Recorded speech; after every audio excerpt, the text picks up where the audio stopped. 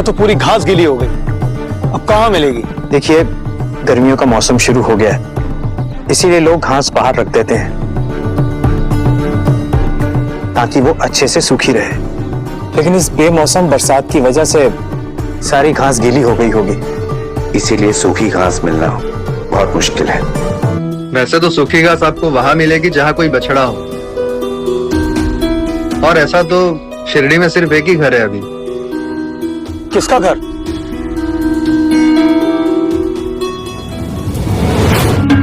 मुझे लगता है उस बस्ती की दूसरी तरफ ही आ गया हूं मैं, और ये तो किसी बहुत ही गरीब आदमी का घर दिख रहा है। इससे तो सूखी घास नहीं मांग सकता हूं मैं, किसी और से ही मंगवा लूंगा। चारा मिला? बारिश के कारण जहां था सब गीला हो गया। लेकिन इसे तो भूख लगी है, तो अब क्या करें? कोई बात नहीं, अभी जो भी है इसे दे देते हैं, कल सूखी घास नगर से मंगवा लेंगे। नहीं केशव बाबूजी, इसे सूखा चारा ही देना है, नहीं तो इसकी तबीयत खराब हो जाएगी। एक बार कुछ और देने से इसे कुछ नहीं होगा, कभी कभी हरी घास खिला सकते हैं इसे। नहीं भाऊजी, इसे कुछ और नहीं देना है। ठीक है, साई के पास चलते हैं, वो कोई ना कोई इंतजाम जरूर कर देंगे, उनको सबका ख्याल रहता है। ख्याल तो वो मालिक रखता है, उसने इस बछड़े को भूख दी तो मुझे इसका खाना भी दे दिया। लेकिन साईं, आपके पास तो घास नहीं है।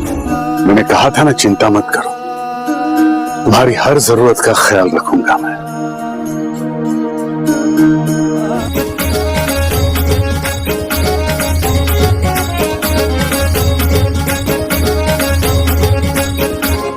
आपने इसकी भूख का इंतजाम कर दिया। मैं तो गांव में गया था, लेकिन कहीं सूखी घास नहीं मिली। मिला था मकरन, मगर तुमसे मांगा ना गया। मकरन, तुम्हारी इज्जत, तुम्हारी प्रतिष्ठा इस बच्चे के भूख से ज्यादा महत्वपूर्ण है तुम्हारे लिए। तुम अपने आप को इतना ऊंचा दिखाना चाहते हो कि किसी गरीब के साथ दिखना भी तुम्हें अपनी इज्जत के खिलाफ लगता है। तुम सामाजिक दबाव से इतना डरे हुए हो कि हर चीज को अपनी इज्जत से तौलते हो। हर इंसान में कुछ ना कुछ कमी होती है साईं, लेकिन साईं, क्या ये इतनी बड़ी गलती है कि आप सब कुछ जानते हुए भी मुझे मेरे बेटे तक ना पहुंचाकर इतना बड़ा दंड दे रहे हैं? दंड नहीं मकरन, मैं समझता हूं हर मनुष्य को सुधरने का अवसर देना चाहिए, और इसलिए तुम्हें और एक अवसर दे रहा हूं। अगर तुम अपने बेटे तक पहुंचना चाहते हो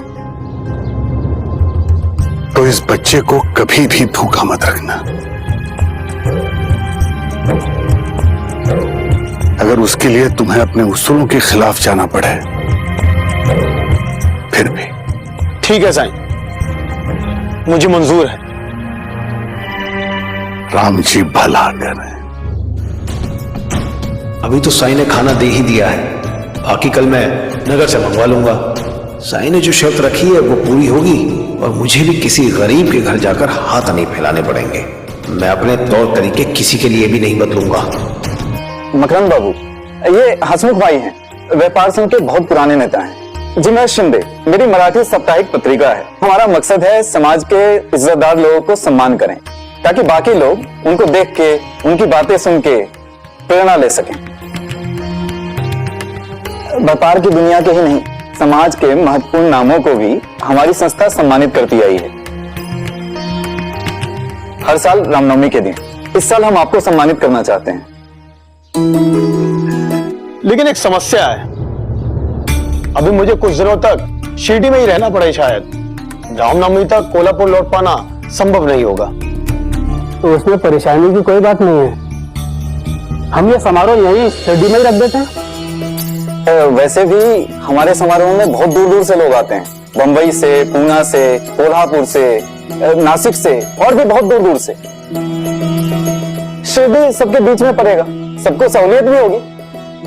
लेकिन आप ना मत कहना, क्योंकि बहुत सारे लोगों ने इस समारोह में अपनी उपस्थिति के लिए हाँ कह दिया है। अगर आपके ना कहने से इस वर्ष ये समारोह आयोजित नहीं हुआ तो हमारी संस्था की बहुत बदनामी होगी और आपकी छवि भी खराब हो जाएगी। मकरन, ये तो बहुत ही अच्छा मौका है, जल्द ही व्यापार संघ के चुनाव आने वाले, और ये सम्मान आपको चुनाव जीतने में भी मदद करेगा।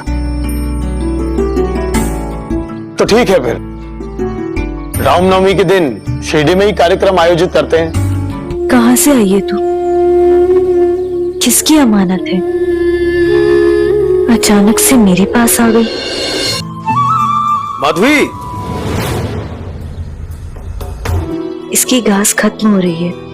हाँ हाँ, मैंने नगर से मंगवाई थी, लेकिन कल की आंधी के कारण रास्ता खराब हो गया। उस कारण से आज नहीं आ पाएगी।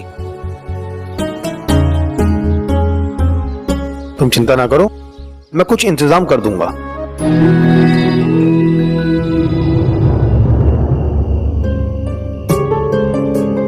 लगता है रस्सी अटक गई है, मैं निकालता हूँ। चोरी करता है, चल मेरे साथ। चोरी करता है। बाबू, मकरंद बाबू, जल्दी आइए, आपके बछड़े को कोई चुरा रहा है। चोर! ये यहाँ क्या कर रहा है? ये तो गोपाल है, बस्ती में रहता है। ये चोर नहीं है। बस्ती में रहता है? हे भगवान, ये बस्ती वाले गरीब और फटीचर तो थे ही, अब चोरी भी करने लगे। मैं चोरी नहीं कर रहा था, मैं तो बस इस बछड़ी को सूखी घास खिला रहा था। सूखी घास? ये कहां से मिली? ये हमारे घर पे पहले से ही रखी हुई थी। हमारा बछड़ा था, इसलिए उसका चारा भी रखा था। झूठ बोल रहा है ये चारा वो उस बछड़े को ललचाने के लिए लाया था, ताकि वो बछड़ा इसके पीछे पीछे चुपचाप चला जाए। चोर है ये, चोर। लेकिन मैं चोर नहीं हूँ, ये हमारा बछड़ा है काकी। पहली बात तो मैं तेरी काकी नहीं हूँ, समझे? और तुम जैसे गरीबों के पास कहाँ से आए गाय और उसका बछड़ा? हाँ, खुद को तो 2 वक्त की रोटी नहीं दे पाते तुम लोग, बड़े आए बछड़ा पालने वाले। लेकिन भूखा तो ये यहाँ आकर था, खाना मैं लाया हूँ। बदतमीज, जबान लड़ाता है। जस्वी, बस, मैं गोपाल को जानता हूँ, ये हरिया का बेटा है। लेकिन ये सच में हमारा बछड़ा है। इसकी माँ गोपी हमारी गाय है। इसे साई ने इन काका को संभालने दिया था। मिला था और बच्चा है, जाने दो ना उसे, क्यों उलझ रही है उससे? बच्चा है, जाने दो। इसे तो मैं अभी सबक सिखाती हूँ। बस तेजस्वी, बस। मैंने कहा ना तुमसे, बच्चा है वो, उसे मार के क्या मिलेगा तुम्हें? तो फेंको ये छड़ी, फेंको। हाँ? अब गरीबों की तरफदारी कब से करने लगे? वो भी इस चोर और झूठे बच्चे को बचा रहे हैं। मकरंद, बताओ क्यों बचा रहे हो चोर को तुम? एक बच्चे पर झूठा इल्जाम लग रहा है।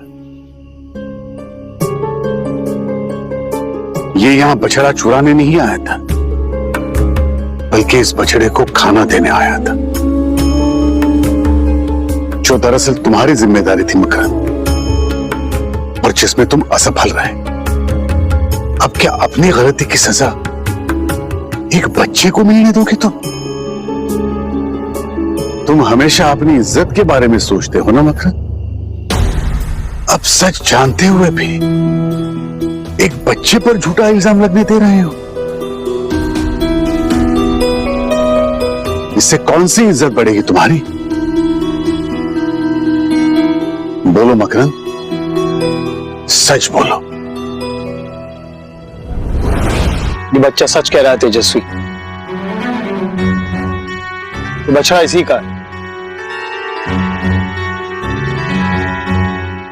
और साई ने मुझे कुछ दिन के लिए यहां रखने के लिए दिया था। भाऊ, इतना बड़ा धोखा किया आपने मेरे साथ, सब जानते हुए भी कि इस ढोंगी ने मेरे वैवाहिक जीवन में कैसा क्लेश भर दिया है। अब इसकी बातें सुनते हैं, मुझसे क्या वादा तोड़ दिया? अपनी मर्जी से नहीं कर रहा हूं मैं, मैं ये माधवी के लिए कर रहा हूं, जिसने इतने सालों बाद पहली बार मुझसे बात की इस बछड़े के कारण। मैंने माधवी को पहली बार शांत देखा, खुश देखा, और मैंने जो भी किया अपने खोए हुए बेटे तक पहुंचने के लिए किया, क्योंकि मेरे खोए हुए बेटे तक पहुंचने का यही एक तरीका है। भाऊ, आपके मुंह से ये सारी बातें बहुत अजीब लग रही है। सब फकीर से सुना है ना आपने?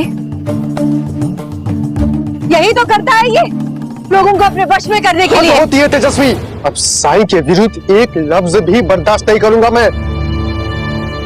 ईशा, भाऊ ऐसे गरीबों की मदद करेंगे तो जरा तो सोचो आपकी छवि पर क्या असर पड़ेगा। अपने खोए हुए बेटे को पाने के लिए मैं कुछ भी करने को तैयार हूं। मुझे अपने परिवार को पूरा करना है तेजस्वी।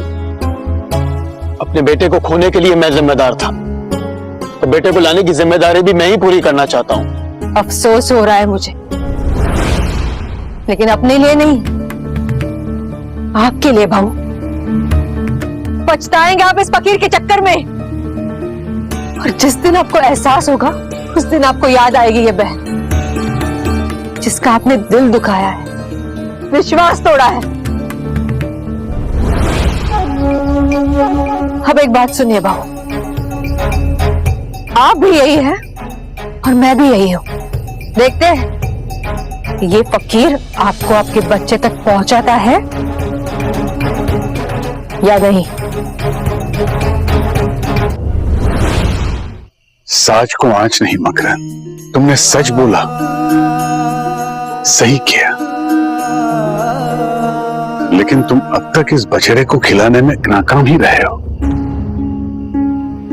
पहली बार इसे मैंने खिलाया और दूसरी बार गोपाल ने। साईं, मैंने कोशिश की थी, चारा कहीं नहीं मिल रहा तो इसमें मेरी क्या गलती है? मैंने तो नगर से भी मंगवाया लेकिन वो नहीं पहुंचा। चारा तो बहुत है, मगर तुम स्वीकार ही नहीं करना चाहते। संयोगवश इस गांव में चारा सिर्फ बस्ती वालों के पास है, क्योंकि उनके घरों के बड़े बड़े आंगन नहीं है, इसलिए वो चारा अपने घरों के अंदर ही रखते हैं, और इसीलिए बारिश के बावजूद उनका सूखा चारा खराब नहीं हुआ। लेकिन तुम्हें तो उस तरफ जाना ही नहीं है। कोई बात नहीं, कल और एक दिन है। कल शायद तुम वहां देखने के लिए तैयार हो जाओ जहां तुम्हारे सवाल का जवाब मिले।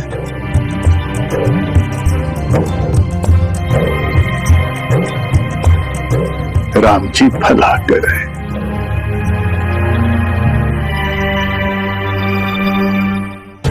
कल तो सूखी घास लाकर ही रहूंगा, लेकिन उन गरीब बस्ती वालों के यहां से नहीं, चाहे उसके लिए मुझे खुद जाना पड़ जाए।